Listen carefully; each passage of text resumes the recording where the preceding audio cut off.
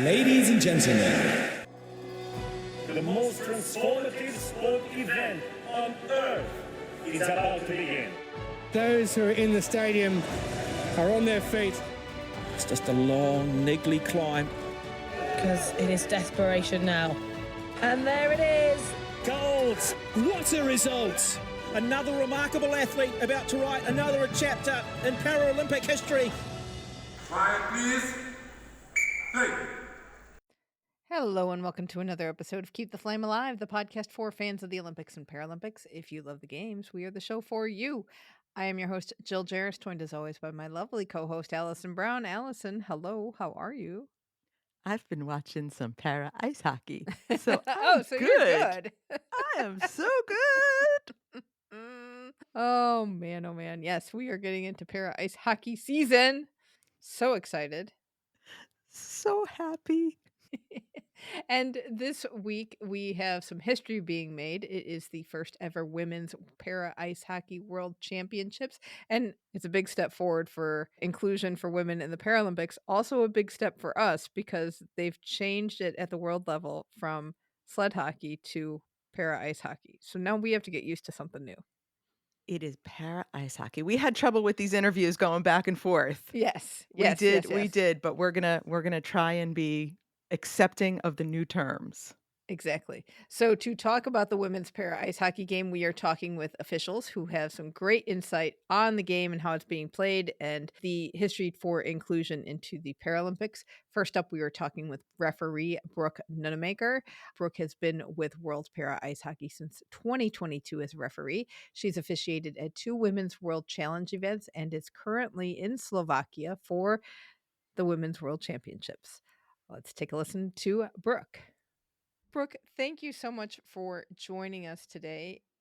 You officiate sled hockey, referee, along with other forms of hockey. But tell us first, what does a referee do and what are the main responsibilities you have on and off the ice?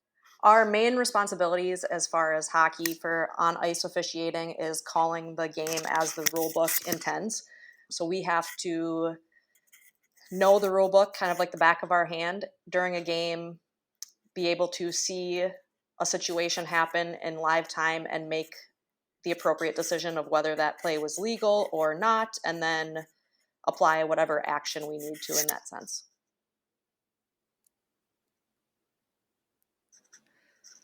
How big is the officiating team per game? For sled hockey, it depends on what level you're doing it. At the international level, so for para ice hockey, they like to use that name as opposed to sled hockey. We have 1 referee and 2 officials, so a 3 official system. And then for more of the national level stuff or state level stuff, that is 2 officials. What's the difference between an official and a referee? Referee is, they usually have the orange stripe on their arm, and they are the ones that can call penalties and most of the goals, as well as blowing whistles if the goalie freezes the puck. A linesman or a linesperson is the person who is in charge of offsides, icing, dropping the pucks on most of the face-offs. Official is an overarching term for everyone. Yeah, I misspoke and said 1 referee, 2 official instead of 1 referee, 2 linesmen. But okay. What is the dynamic of like when you're working with an all-female team? Because that was touted in 2022. You were in the first all-female officiating team at the Women's World Challenge, I believe. Mm-hmm. What is that dynamic like? For me, the dynamic is really no different. I guess it's just like anything when you work with a group of women, there can be more emotions involved than if you're with men, but I think most of us are coming from a stand-up hockey background where we work most of our regular season games with mixed crews. What is the response then from the female players when they have an all-female crew? They absolutely love it. I remember back in 2019, I did a US-Canada series at St. Cloud State in Minnesota, and we had 3 women working the game, and every player after the game when they did the handshake line came up and said how great it was to have 3 women who actually knew what they were calling be able to be on the ice with them. Because I know a lot of the times people pick up sled para hockey games and they might not know all the rules or how to interpret the rules in a game time situation. So for the athletes on the ice, having referees that know the rules and can be in the game with them as well as representing the female community is huge. What are some of those differences in rules? Yeah. The main rule difference is probably teeing. So the front of the sled where a player, if they have feet, their feet stay, that cannot make a drive through another person's sled. So the easiest to think of it is like a car. If you T-boned another car. So if you had the front of your car and you at any point were trying to drive through another car, that would be a T. Same thing on the sled. The other big ones are hand passes because their sticks are on the ice. That's how they skate as well as move the puck. So we don't want them to be moving the puck with their hand. We want it to be actually on their stick. So we really have to watch for that. Another more in relation to that is butt ending, which also happens in the stand-up game, but it's definitely more serious in the sled hockey game because they have picks at the end of their sticks that help them propel themselves and skate. So if they were to poke somebody with one of the end of their sticks, that's very dangerous. And then one that I've never seen happen personally is ramming, where kind of the player going in, skating into another person would lift up their feet and expose the blades of their sled into another person. The minute you said ramming, I said, "This cannot be good." How much trouble, or I shouldn't say how much trouble, how different is it avoiding sled hockey players or para hockey players versus stand-up players? The only big difference is everything is a lot lower. Luckily for me, I'm only 5'4", so I'm fairly short. So I am lower to the ice anyway, as opposed to if you saw like somebody that, like some of the men on the para ice hockey officiating crew that are like 6'7", they're towering over these players and you're constantly looking down as opposed to out into the open for players. So you have to have a little bit more awareness, especially on face-offs, because we need to get out of the way on face-offs as linesmen dropping the puck to make sure that we're not changing what would happen in that play. And when you're trying to look behind you, your tendency is to look directly behind you, but you have to look down and behind in sled para hockey. And how hard do the sleds make it to see things? Do you find that that's an obstruction? So that's a really good question. As far as officiating, that is a difference as well in officiating stand-up versus sled, is especially in the 1-2 system, but also in a 2 official system, that official can cut the ice across and get on top of play because you really want to be where the puck is so you can see everything. So in regular stand-up, you never see the officials crisscross the ice, but in para hockey with a 1-2 official, that official can cut up from right side straight across to left side if they need to. So the same difference in a 2 official system is if the puck is behind the net and they can't really get a good look at it, they can follow the puck behind the net. They just have to know they got to get back so that they're in a proper position as the puck moves up the ice for their partner. Okay, so one thing I noticed when I was in Beijing and I watched way too much para hockey was there was a lot of under the sled puck handling. They would sort of pass it between their 2 sticks. How tricky does that make it for you when the puck kind of disappears under someone? It happens. They're allowed to stick handle underneath their sled. It takes a lot of skill. So the ones that can do it well is really fun to watch. It makes it difficult only if it's along the boards and there's a lot of players. So just like any other hockey that I referee, if I can't see it or I need them to move it, you just talk to them, tell them to keep it moving. You try to position yourself in the best position to be able to see it. I want to ask a question when we were talking about women versus men. What differences when you're officiating the men's game versus the women's game do you find, especially at that really high level? I mean, both at the women's level, at all levels, women can check. So there's no differentiating between checking like there is in stand-up hockey from men versus women. I would say the differences are probably women hold grudges a little bit more than men.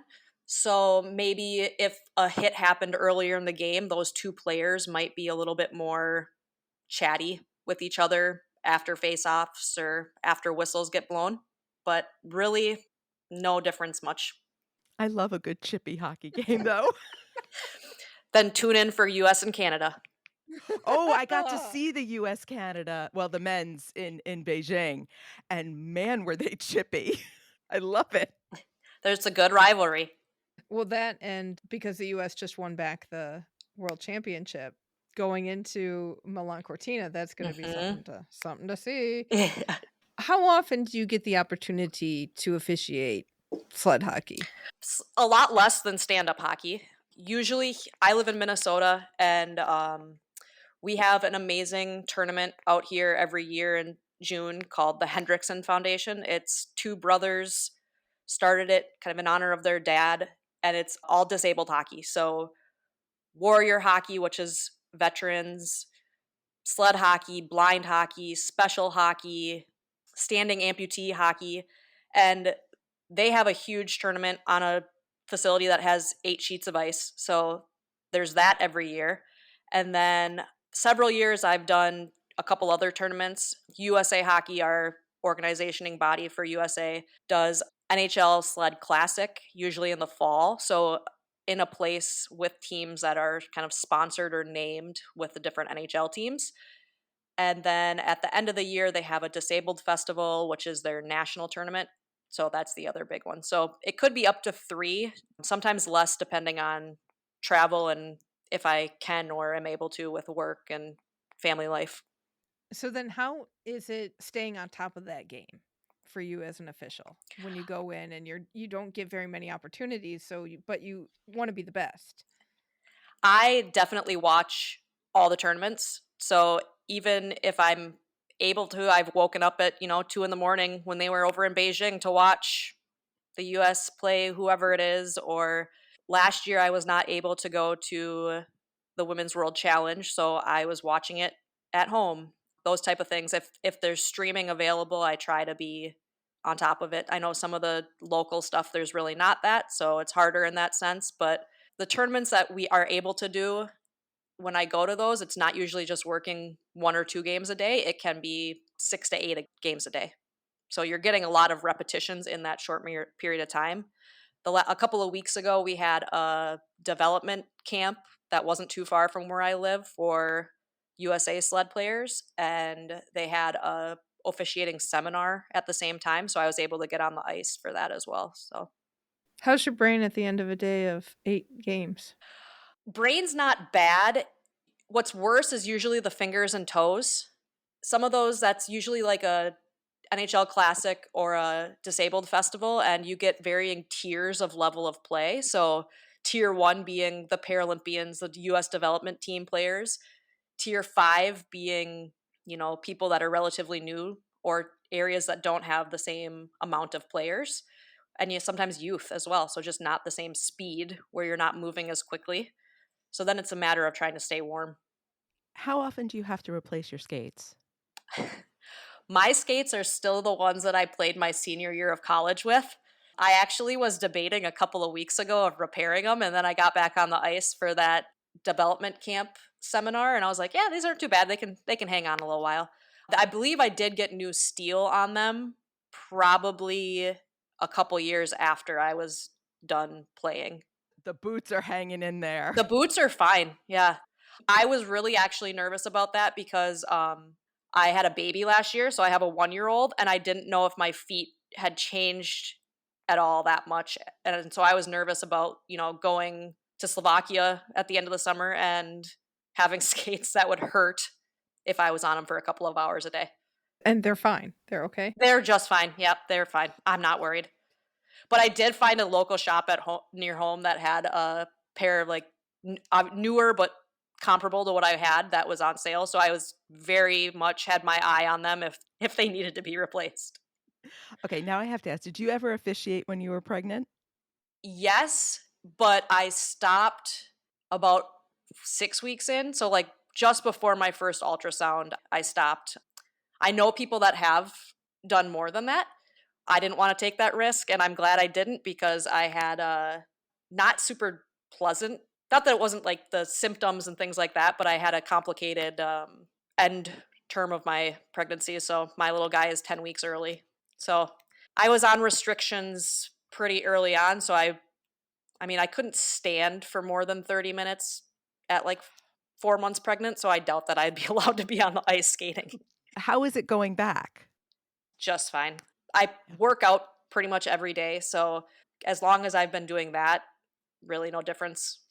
Yeah, I wasn't sure if you're, I remember from my own pregnancy, my hips were, because I'm so flexible, I was just like falling for no reason, even for several months after, because everything was so loose.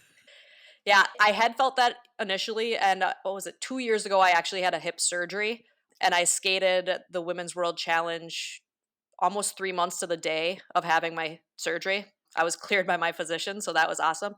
But I wasn't too nervous. Everything kind of tightened back up postpartum, to say. So that made it just fine when I was on the ice the last time.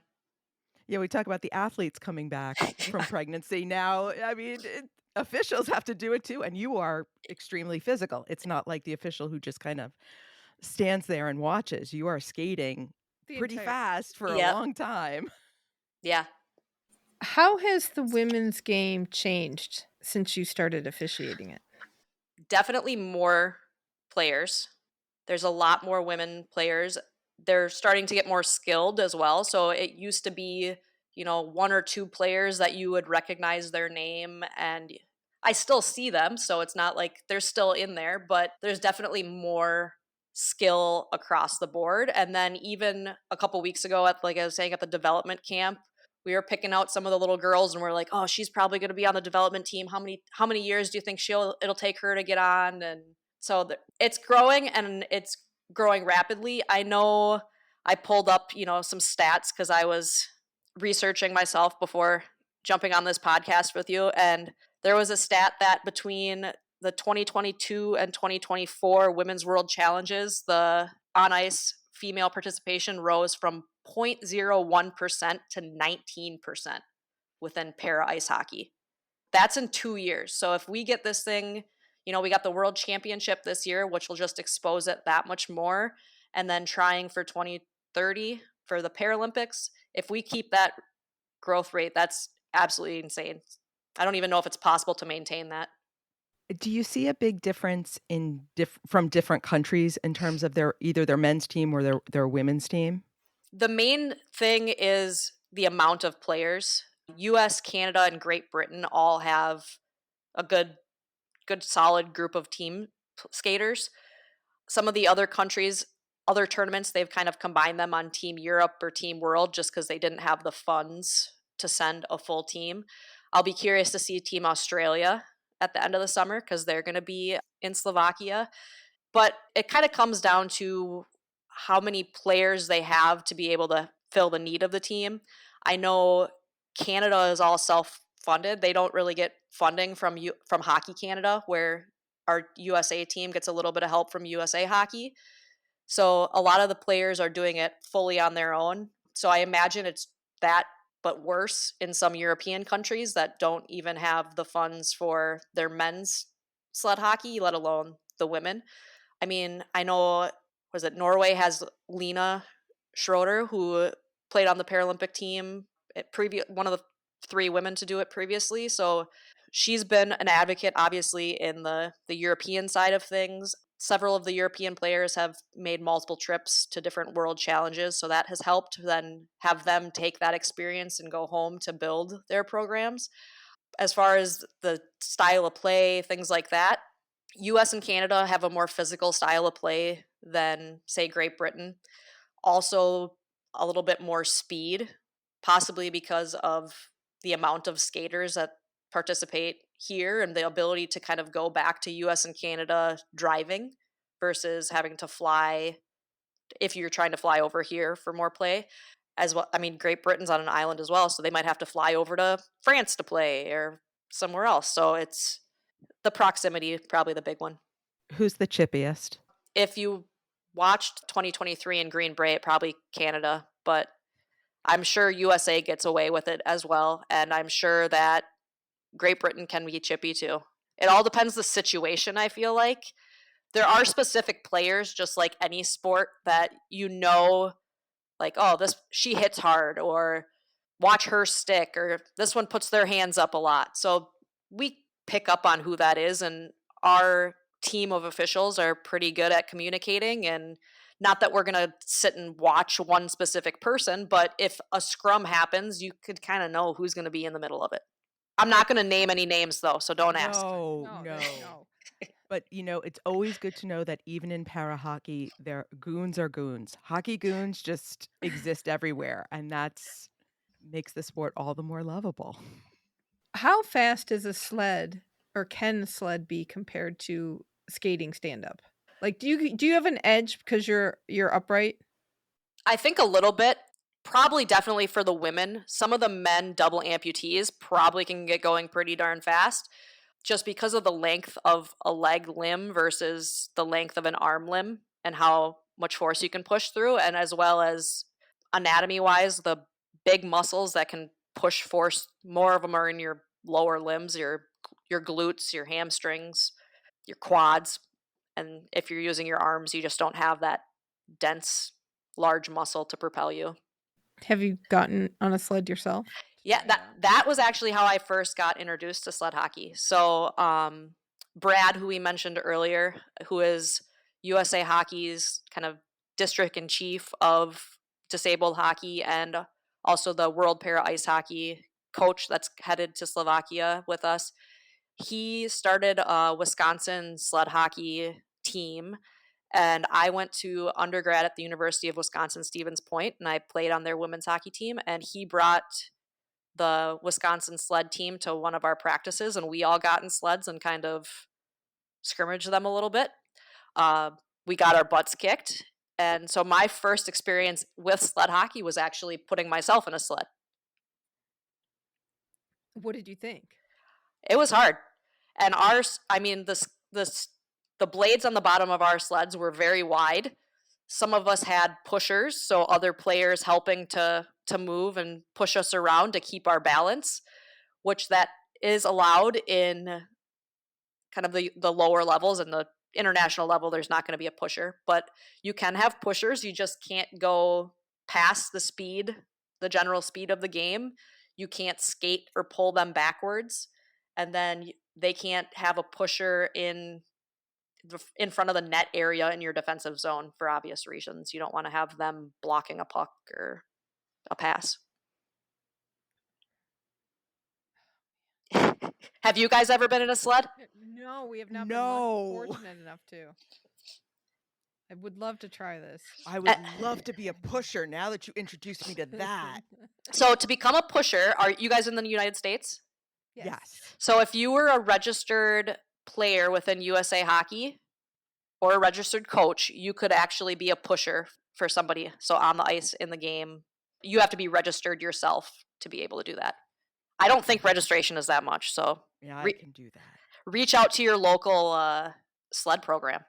I'm in Connecticut. We have to have one. New England does have a good amount of teams, and there actually is a league that plays different areas throughout the year in the New England area. Do the pushers go down? Do you have some pushers that just go down and they're just got to get back up? We have players that go down that have to get back up at some of the lower levels. And we always, as officials, can go up to them and ask if they want help, and we're trained on how to help them up. We're also trained on how to get them apart if they start a fight and push them down. So, both ways. But I've never seen a pusher fall, but I'm not going to say that it won't happen. But players get off balance and can't get up several times throughout the year and in games. So it's normal. Jill, I'm not talking about doing like high level. I'm talking about like kids. No, I understand. I would push that. for kids. I understand that. You'd probably, if you started being a pusher, the opportunity for you getting in a sled would probably increase too. Yes. And I laugh when you say, Brooke, oh, I'm on the short side. You would tower over me. So I think that's also Jill's doubt in my ability to push. No, I'm not doubting your ability to push. I then go to, well, do the pushers ever get into fights? Because we understand. No, I'd love to see it.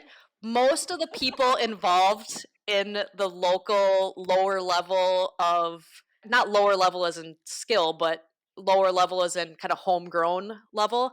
Everybody's just so happy to be out there and that people are participating. I mean, you have to think that some of these parents of these kids never thought that their kid would be able to participate in a sport. And they get to be out there and they're just a regular kid. They're a hockey player. That's something that Brad, for one, harps on continuously throughout the year is they're hockey players. Yes, it's a disabled sport, but once they're in a sled, there's nothing disabled about them. They're moving, they're speed, they're shooting, they're doing everything. Out of control hockey parents from the stand-up kids side need to come over to the sled side and see how to act and how to behave. Yes, honestly, I enjoy refereeing the disabled slide, whether it's sled or blind hockey, because of the community, much more than I enjoy refereeing the stand-up youth level because of what you said, parents, coaches. That's really sad. What are you looking forward to for Women's World Champs? And also, what is the vibe as they are working to be added to the Paralympics? Noticing the differences is just bringing more people in and obviously the growth of it. I'm looking forward to working with the crew of officials. Some of them I've worked with in the past, but also some new ones from Slovakia and France that it's always interesting working with people from a different country. So that's probably what I'm looking forward to the most. The growth is the biggest thing, is what can we do on our part as officials to bring stuff back home to help grow in each individual country, and then that'll lead to the world level. Is there anything we're missing from, or people who don't watch sled hockey should take note of? I would say just take note that they're hockey players. I think within the para community, that's just a given. They're athletes. Take note of the fact that the women can check. I think that's a huge draw. That one thing that people say they don't like watching women's hockey and stand up is because they're not as physically aggressive. But in para or sled, they are, sometimes even more. And I would say just watching, getting everything out there. If you can support, or if you want to be a pusher or an official or help coach or help fund somebody's sled, find a way to do it. Excellent.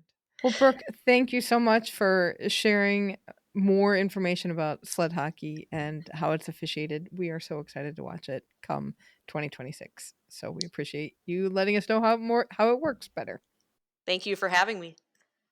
Thank you so much, Brooke. Next, we're talking with Brad Roethlisberger. Brad has been involved with World Para Ice Hockey since the early 2000s in several roles. He started as a linesperson, later transitioned to officiating coach, and now also serves on World Para Ice Hockey's officiating advisory group. He has participated in numerous world championships and Paralympic Winter Games, both on and off the ice. Fun fact, in 2022 and 2023, he also served as the president of the local organizing committee for the Women's World Challenge, which has been up in his part of the world in northern Wisconsin. He's also referee in chief of the disabled hockey section of USA Hockey. Take a listen to Brad. Brad Roethlisberger, thank you so much for joining us. What is your involvement on the officiating side of para ice hockey?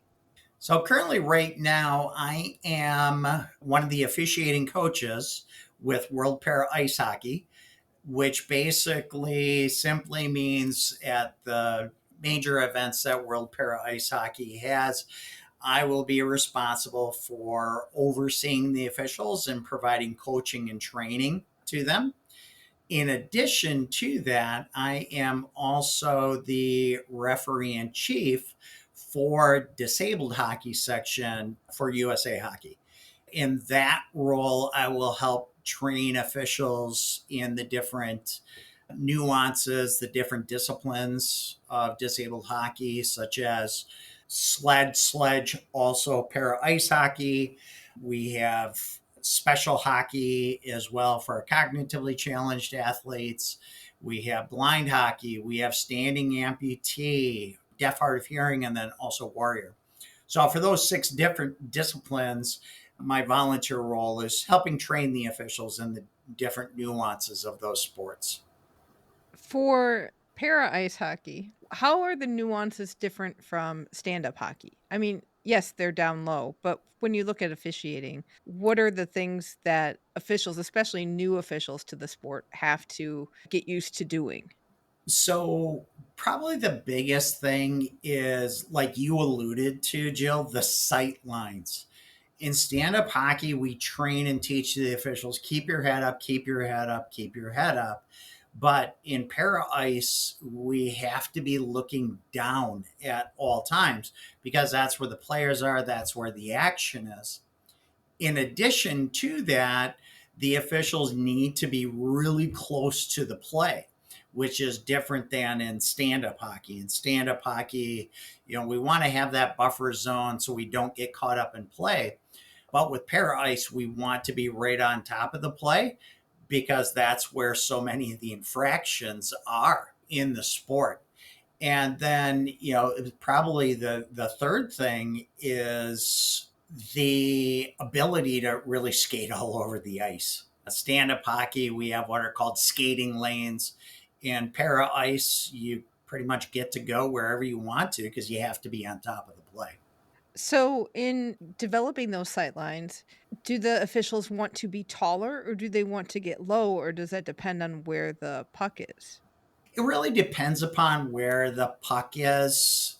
Having, I'll say, a taller or shorter official in terms of stature, that really doesn't make a whole heck of a lot of difference.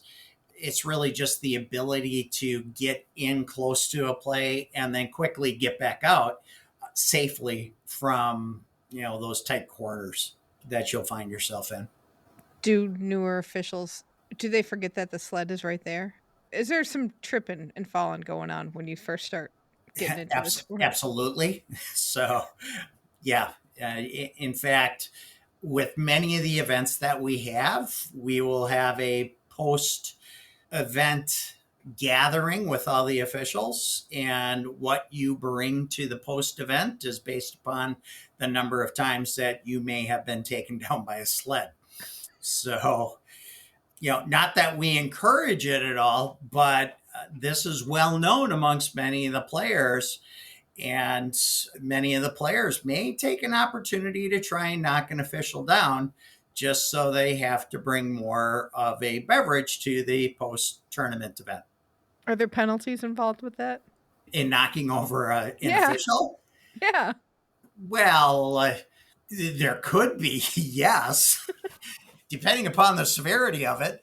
But quite honestly, a lot of times it's in good-natured fun. The players certainly do not want to potentially hurt an official or hurt themselves, because if we go down and we fall on top of them, that's risking injury there. And my 15 years of being involved in para ice hockey, both on the ice as an official and then as a coach and supervisor, there's only been one time where I can honestly say a player purposely took out an official. Otherwise, no, we don't see it very often. If it happens, it's an accident. So we're not going to penalize a player for that. That's good. How long does it take an official to get used to the idea of the fact that they have to use the whole ice? Gosh, that's a good question, Jill. And it really varies from every official to official. Not to sound cliche, but some figure it out within their first game. Others, it takes multiple games. And there is somewhat of a difference between if you're a referee, if you're a linesman. Linesman positioning is not that much different than in the stand-up hockey game. It's more so with the referee where they have to adjust. So the referee, it may take a couple of games. I always tell an official, get comfortable being uncomfortable. And that kind of helps them, especially when you're getting in close to play. It's a natural instinct for an official to say, geez, I should not be here. But in the sport of para ice, that's, if you're feeling uncomfortable where you are, you're probably in the right spot. Do referees then have to have different levels of speed for their skating versus the stand-up game? Yes. Not only the speed, but I would say just as important as speed is agility to move in and out of tight spaces, to cut across the ice when they need to as play moves up and down the ice. So it's kind of that pace that a good para ice official will be able to have that good pace. Stand up hockey, it is truly more like a marathon because you're going the entire game. So you don't want to overdo it. You're never going to last the entire game. But in para ice, you actually do need to have more of a sprinter's mentality at times versus the marathon runner, if that makes sense. Oh, that does make perfect sense. Where do referees come from? It feels like in hockey, a lot of refs have been players before. Do you get people who are ref only? Not too many. Most of them have had some playing experience and transition into the officiating world. Well, that doesn't surprise me because there's so many levels of you can play hockey when you're a kid and then in high school and then in college. Doesn't mean you're gonna go on to higher levels from there. Yeah, in fact, a funny story for myself. I was an all-state bench warmer throughout my playing career. If there's a Hall of Fame for really below average players, I would have the plaque for that. So that's part of the reason why I got into officiating in high school.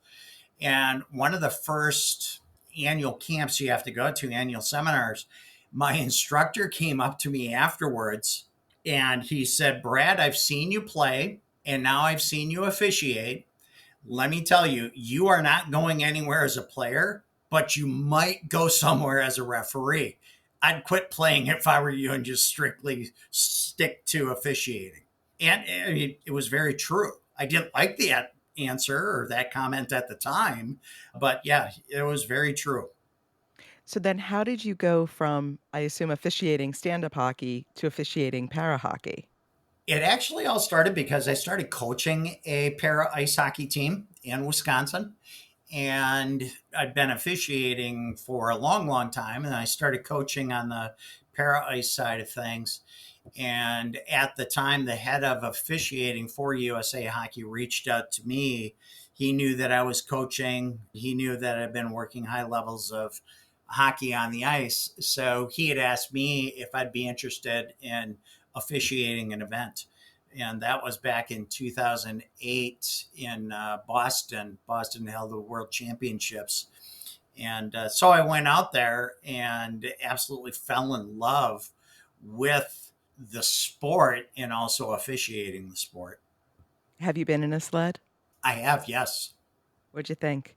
It's very challenging. The one thing that I noticed is it isn't so much your upper body strength. Obviously, you have to have that. And a lot of people that watch para ice think, oh my gosh, you have to have big, strong shoulders and everything else, which is true. But it's actually your core strength that is probably the most important, because it's the core that will stabilize you. It's your core that you can actually use to skate up and down the ice and make tight turns and everything else.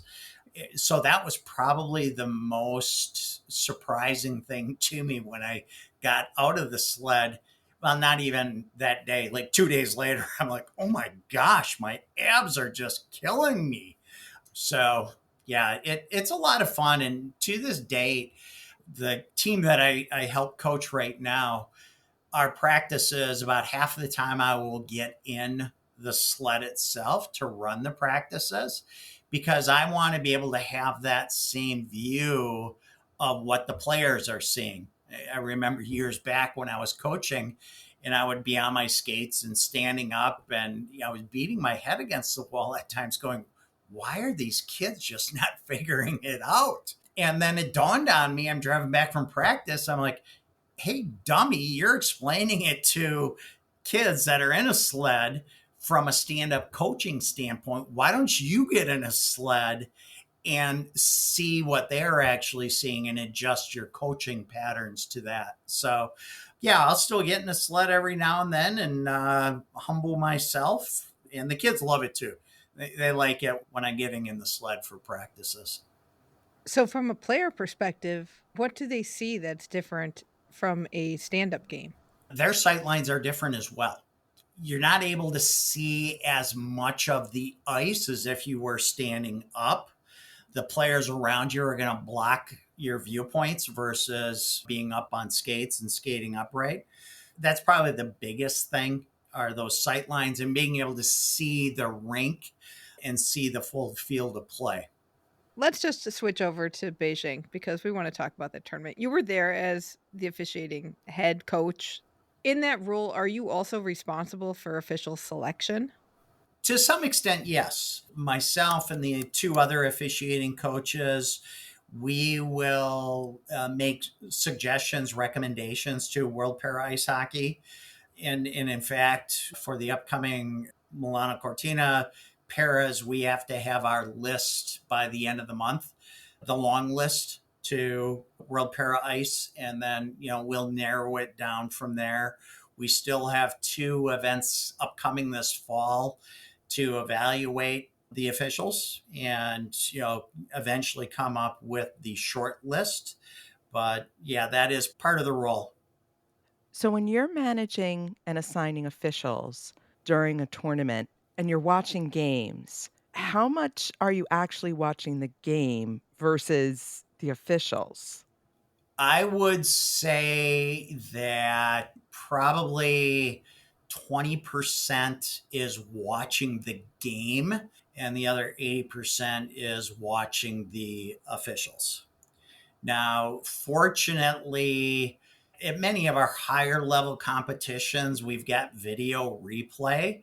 So that way we can go back and watch the actual game and see what happened. Because a lot of times we are looking and focusing on what the official is doing, where they're positioned. We'll see the arm go up, but for a penalty call, but we may not even have seen what the penalty was. And that's where replay comes in handy.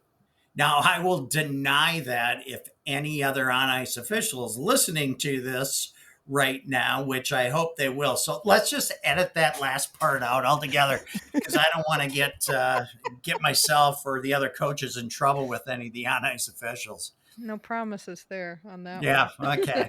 Next question, moving right along.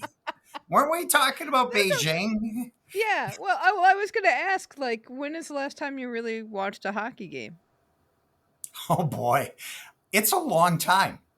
It's funny you asked that question because, yeah, to this date, even if I'm a spectator just at a game, I will still watch the officials to see what they're doing. Now, it might be the other way around. I'll watch 80% of the game and 20% of the officials. But I think once it's kind of in your blood, you're always an official. You're always evaluating and critiquing. I mean, based upon the past Stanley Cup finals, I don't think I missed a call at all during every single game. I mean, I had every offsides, icing nailed 100% sitting from my couch. I have no doubt. So on Beijing, one of the things that I found very interesting was China as a team, because I know they didn't play a lot internationally before the Paralympics. Correct. Was that hard as an official where you go into a Paralympics being unfamiliar with a team? It can be, but it can also be a good thing as well, too. You get used to nuances of certain teams and certain countries, good, bad, and indifferent. And as much as we want to go out on the ice and not have any preconceived notions about players or coaches or countries, it happens. And so that was actually somewhat of a benefit for all the officials participating in that, not knowing what to expect from the players and also the coaches and bench. In the bronze medal game with Korea and China, there were 2 10-minute misconducts.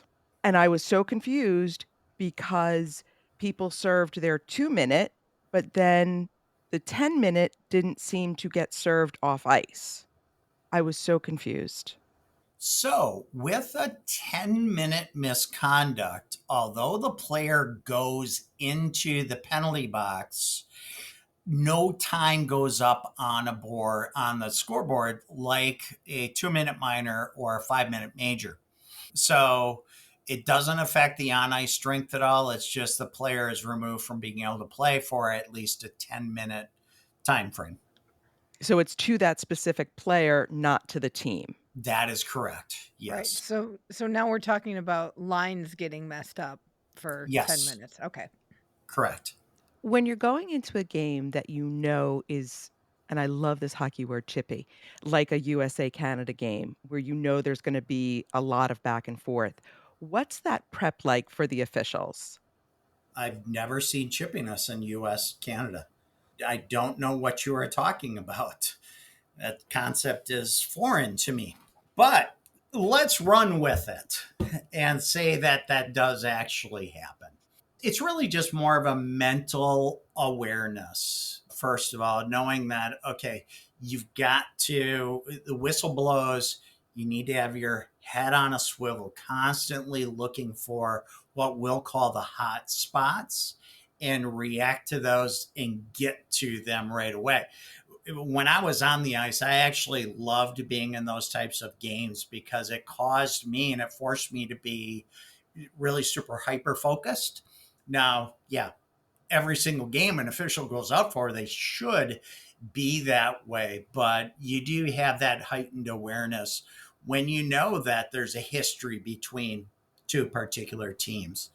And some guys react, and ladies as well, react really well to that. And others, they're not necessarily the best people for those hotspot games. So part of the selection that we go through when making the assignments, that's one of the things that we factor in, both as referees and as linesmen. When you're making assignments, do you do them on like a day by day basis? This crew will do this crew. Do you mix crews up, or are people set? No, every game is going to be different. So we don't have set crews. Typically, we will have anywhere from 3 to 5 referees. For every tournament, we try and have a +1 referee and a +1 linesman. And we will just switch those up. With the international competition, we will usually do assignments for a block of 2 days. And those assignments generally come out the day before, a series of games start. So that way, all the officials will know what their assignments are for 2 days. And then we will then do assignments after that on a rolling basis. So we'll usually 3 times in a tournament is when we will make the assignments. What do you base your assignments on? Are they based on performance as the tournament goes on? Do you look for people that are gelling together? Yes. And also, who's giving me the most amount of money too. I mean, I will take kickbacks. There's, nothing wrong with that. No. It's really based upon, their performance, a lot of off ice. What they do off the ice is just as equally as important as what they do on the ice, how certain officials work together. And then you also have to be cognizant that we don't want to see one official seeing a particular country more than 3 times in a tournament. It's not fair to the officials, nor is it necessarily fair to that particular country. Do you worry about too many American officials on an American game, that sort of perceived optics?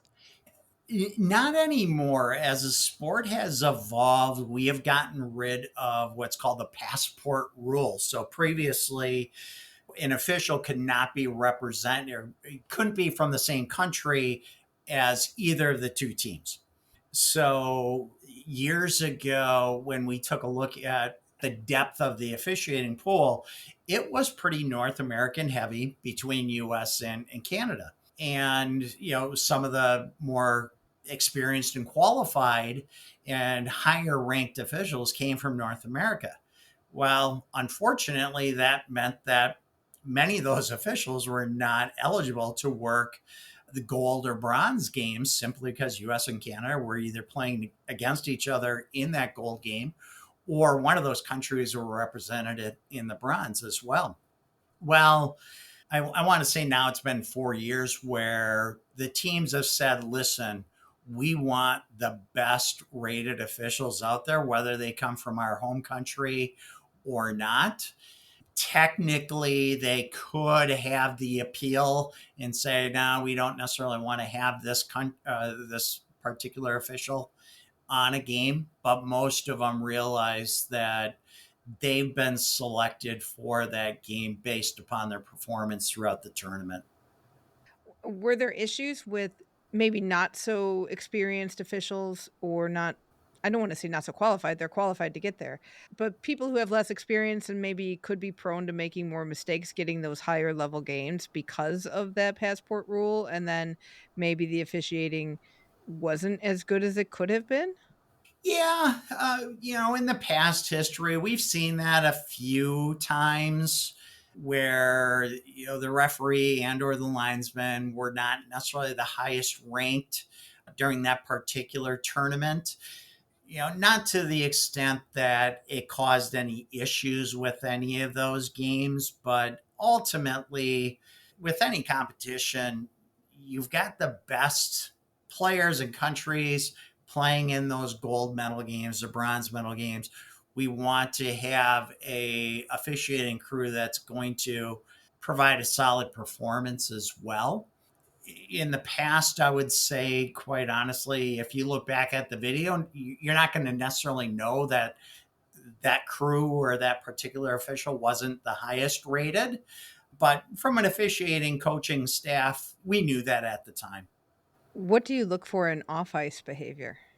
The big thing is just how they get along with the other officials. Do they have a me mentality, or is it truly a true team mentality? Off the ice, what are they doing in their free time? Are they enjoying themselves too much? Are they making it to the classroom sessions? Are they studying their games after the game to try and improve? Yeah, there's a number of items that we take a look at, but I would say a top thing comes down to what they're doing off the ice, away from the ice rink. Are they representing the sport in a positive light that we want them to highlight the sport? As the sport has grown during your time doing this and gotten more highly skilled and bigger, what kind of new challenges are you seeing in terms of the game getting faster so it's harder to officiate or play getting more complex? How has it made it harder for officials? One of the biggest challenges, I would say, is adjusting to the skill level of the countries. So, right now, on an international basis, we have an A pool, a B pool, and a C pool. Even within the current structure with the A pool, you've got 4 countries that are just very strong, consistently in the top 4. And then the next 4 countries, there's a pretty significant drop off in terms of talent. Well, that's just within your A pool. And then you go down to the B pool, and we see this very similar division, the top 3 and then the lower 3. So, from an official standpoint, to adjust within a tournament or from tournament to tournament based upon that skill level is a challenge overall. And hopefully we can see that gap closing over the next couple of years, but I would say that is a big challenge. And you're talking about a sport that is still relatively new. Unfortunately, there's some countries that don't have the funding provided to them, like top countries, US, Canada, Czech Republic, Japan, Korea, China, so some of these national teams are literally only getting together 2 times per year for practices. And that does create a challenge for the sport, and hence a challenge for the officials. That parity, there's at times a large gap in the parity of countries. How does the association try to help make that parity level smaller with very limited resources? When you say the association, do you mean World Para Ice World Hockey? Para or even national federations, if people can only get together a couple times a year, that's obviously, lack of funds to is part of the issue. How do you try to make opportunities for countries and develop the sport better so that we have that, because we saw it at Beijing. Obviously, there's just a huge gap in skills, but like how do you try to close that gap? I think the biggest thing, and this is just my opinion, I don't necessarily know, but getting the word out, really letting the athletes know, the community know that this sport exists and there's opportunities for that disabled athlete. There's still so much of that where players don't even realize para ice hockey is a sport that's in existence. So I think the biggest thing is just really communicating that and getting the word out. Other barriers then of entry into the sport that we discussed quite a bit with on the World Para Ice level is the costs involved. You're talking about some countries that their NGBs don't have the funds to purchase a $600 to $1,000 sled, and that's just to get the player out on the ice. They don't have that funding available like a US, a Canada, etc. So that is a barrier, getting the word out. Some of the countries, unfortunately, there's a stigma with the disabled athletes still at times, and that's not unique to para ice hockey. It's with so many different sports. So those are some of the barriers that I kind of continue to see that are holding back the sport in terms of continuing to build and grow. How have you seen women get into the sport over your time in the sport? I would say that a lot of it is, word of mouth. That's a big thing. Is, one female disabled athlete that's out on the ice is going to have that network of friends, acquaintances, and spreading the word. I think there is a little bit of what I would say a chip on the shoulder of a number of our female players as well, that want to be recognized, feel that they should be recognized, and it's been long overdue. So now, as we've seen this movement build for women's para ice over the past 3 or 4 seasons, young athletes are seeing, hey, there's an opportunity for me to be involved in a sport at a Paralympic level. And what can I do to get involved in this sport?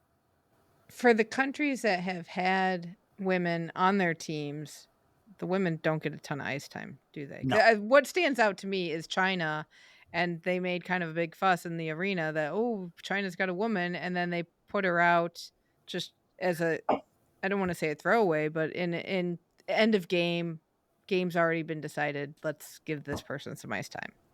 You don't want to use that term, Jill, but I will. I mean, it's not my name that's on this podcast here. So This week it is. Once again, flash the disclaimer, put the disclaimer out here. That part was disappointing for me being in Beijing and seeing that. From my viewpoint, the optics of it was just really not much more than a show. And, on International Women's Day, they, had this big hoopla and everything else. And I just felt it was very disingenuous all the way across the board. And it isn't to take anything away from, the young lady that was on the ice. She's a very talented player, but we've seen this in other countries as well too. I know our neighbors to the north have added a female player on the men's national team, and once again, an extremely talented female player. But in games, to get one shift, it just, to me, it's sending the wrong message overall. Once again, my opinion, not the opinion of, the hosts of this podcast. Oh, yes, it is. Okay. Well, Oh, yes, it is, Brad. there you go, That's Alison. cool. You run with It it. was disappointing. So when you're looking at 2026, what keeps you up at night and what are you excited about? Typically, heartburn is what keeps me up at night. From the officiating side, we've got tough choices to make for the crew. Where it stands right now, we've got a good idea of who is going to be locked in, but there's 4 or 5 final spots that I will say are up for grabs. It's a competition. And in the sport, in the officiating world with para ice, we as coaches really get to know the guys and the women as well too. It isn't just a matter of off ice officials, us being coaches, instructors, and them being an on ice official, but you develop those friendships. So we know at the end of the day, in a couple of months here, when we have to make the final selections and put those names in, there's going to be guys, at least for this go around in 26, that are going to be disappointed, and sharing that disappointment with them. And I've been on that side as an on-ice official. When you don't get the call to participate in something like the Paralympics, it's tough. It's heartbreaking. So, when you are the person kind of on the other end delivering that bad news, that is probably one of the bigger challenges for myself, is knowing the disappointment. Guys are working hard for 3-4 years to get to that, and knowing that they're not going to have that opportunity. That's a tough one for me. Do you also have the issue of people who have been involved in the sport as officials for a long time, and now that there are more and more officials, the competition is fiercer, so even if they've upped their game, there's more choices to make? Yeah. And from a coaching standpoint, I will say I actually like that, to see the pool growing, because it does create a little bit more competition within the officials. If you've got a pool of 25 officials and we only need 20, well, there's a pretty good chance that somebody is going to get in the game. Now, if you've got a pool of 50, and once again you only have 20 spots, that's creating much more competition within the pool, and it elevates, or at least it should elevate, everybody's game to a higher level and a higher standard.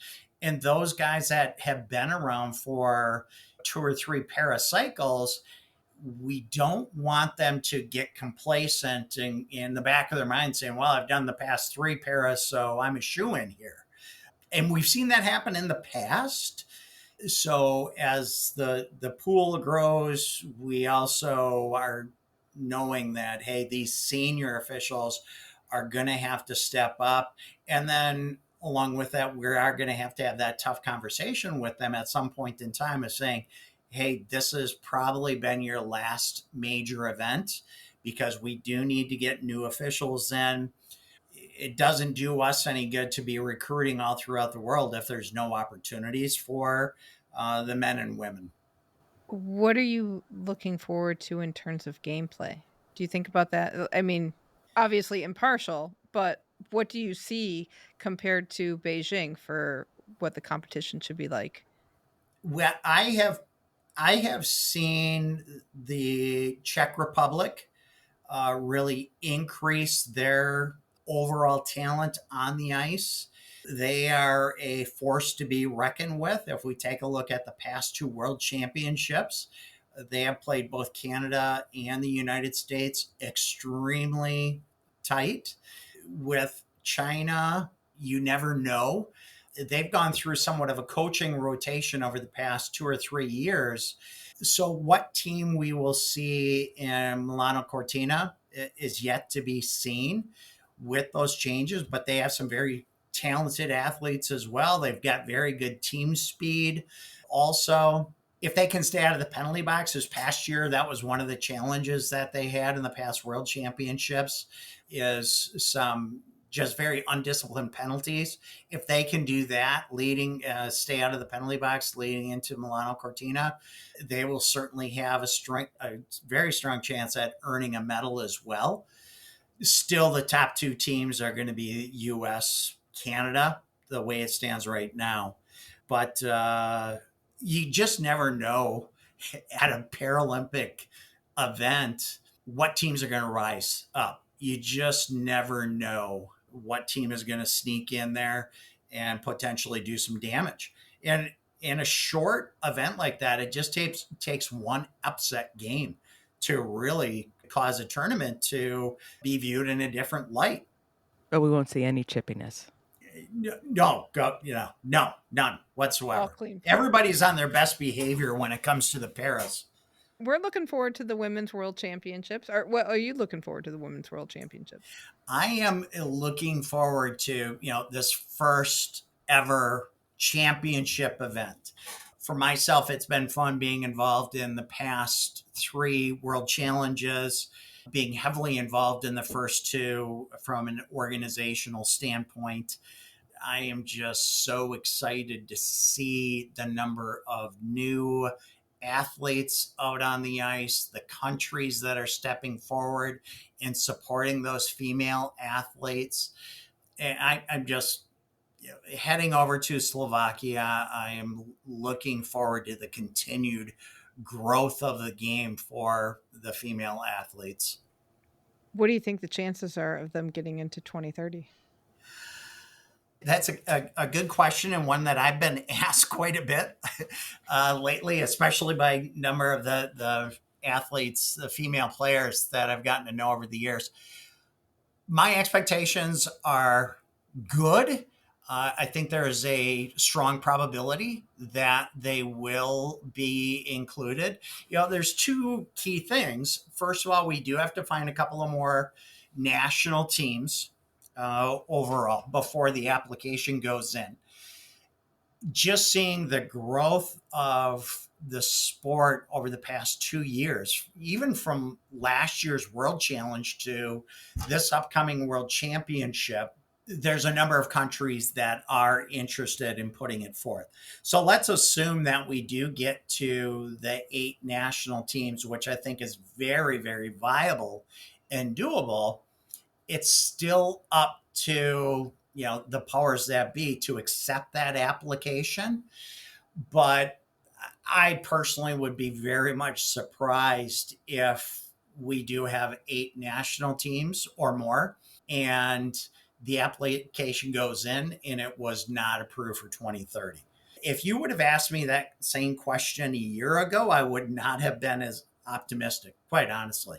But just seeing as what's happened from last year in Norway to leading up to Slovakia, I'm very optimistic that we will see the women playing in 2030. Brad, thank you so much for joining us, and we look forward to the women's opportunities and looking forward to their World Championships and watching it. As do I. I'm very much looking forward to it as well. So I thank you for highlighting not only the sport, but the upcoming development with the women in the sport of para ice. So in all para sports as well too. So keep up the great work that you ladies are doing. Thank you. Thanks, Brad. Thank you so much, Brad and Brooke. You got your answer from Beijing. Your question from Beijing answered. That I have been holding for how many years now. I was so excited. And, any day we get to talk about para ice hockey is a good day for me. And I did get to tell them how fabulous those guys were on the bus to me after I had that bad day in Beijing. Yes. So that was really good. There's never enough para ice hockey in my world. What we learned from Brooke that did not make it into the final cut of this interview is that there are tons of other kinds of disabled hockey, including blind hockey, which has a totally different puck. It's a much different game. She talked about these different types with us extensively. So if you're a patron, you will get some bonus audio. That's a bonus audio. So, and if you're not a patron, you should be. That's right. You can look at patreon.com/flamealivepod for the options, or go to flamealivepod.com/support. If you're watching the Women's World Para Ice Hockey Championships, that does not roll off the tongue yet. I got to practice that before next year. We got two groups of teams. Group A is USA, Norway, and Australia. Group B is Canada, Great Britain, and Team World. Team World has players from 9 different countries or nationalities, as they told us. That is exciting. There's just about enough there for Paralympic inclusion, so they're really hoping that 2030 is the year for them. Hopefully this will help grow the game in countries where we are almost there in terms of getting full teams. All games are streamed live on the Paralympic YouTube channel and World Para Ice Hockey Facebook page. We will have links to those in the show notes. We'll have a link to the Paralympic Live results page. I've tried to go there and the page doesn't click right. I will say that right now. You know what I mean? Like you click and you see the stats and then they disappear behind a graphic. Yes, because you're supposed to be watching the games, Jill. Don't go to the live results. Watch the games. Yes, ma'am. Because you know who you'll see playing? Our TKFLASTAN Monica Quimby. Team USA beat Australia 8-0 in their opening match, and Monica scored the last goal of the game, which impressive because she is a defender. She was everywhere. It was great. I love whenever the announcer was like, and Quimby does this. I'm like, yes, she does.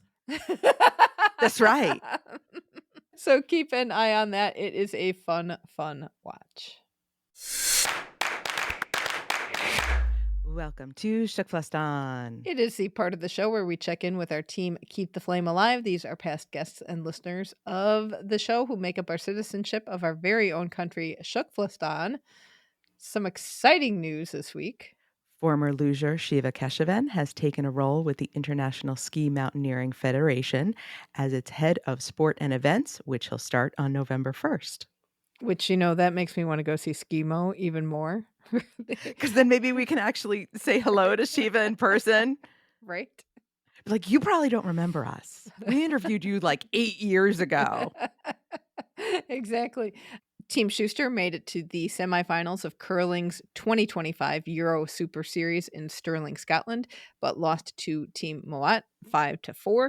They were very excited about how they did, and they said looks really good going into the season. Ellen Geddes will be competing in her 6th wheelchair fencing world champs in Iksan, South Korea at the beginning of September. And photographer Mark Edward Harris won 2nd place in the sports competition category at the 2025 International Photography Awards for his coverage of the Paris 2024 Olympics.